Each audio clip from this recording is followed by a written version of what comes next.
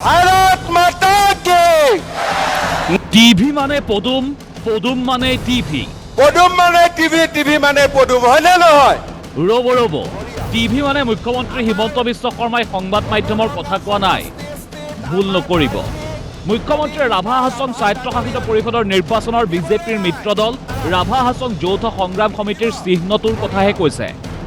সেয়ে মুখ্যমন্ত্ৰীয়ে টিভি আৰু পদুম ফুলৰ চিহ্নত ভোট দিয়াৰ আহ্বান জনাইছে।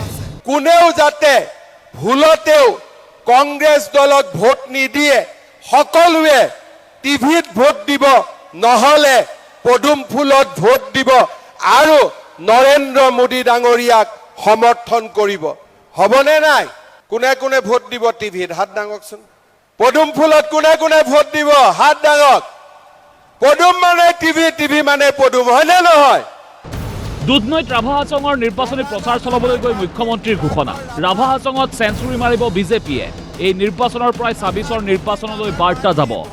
শ্ৰদ্ধাৰ ৰাইজ, এই নিৰ্বাচন এটা গুৰুত্বপূৰ্ণ নিৰ্বাচন।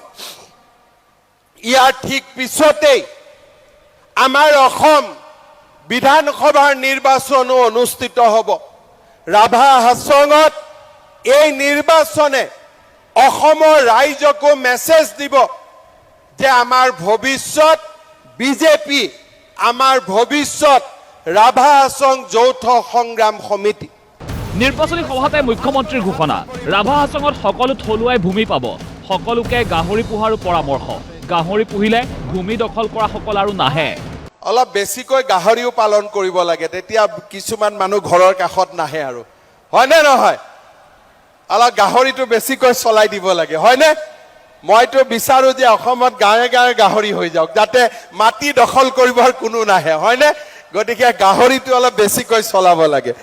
মুখ্যমন্ত্ৰী হিমন্ত বিশ্ব শৰ্মাৰ সমালোচনা কংগ্ৰেছক। কংগ্ৰেছৰ দিনত অশান্ত আছিল ৰাভা হাছং, বিজেপিৰ দিনত শান্তি ঘূৰি আহিছে ৰাভা হাছঙলৈ। যোৱা 10 বছৰত ৰাভা হাছঙত গুলী চালনা হৈছে নেকি? ৰাভা হাছঙত পুলিচে অত্যাচাৰ কৰিছে নেকি? ৰাভা হাছঙত কেতিয়াবা অশান্তিৰ পৰিৱেশ সৃষ্টি হৈছে নেকি?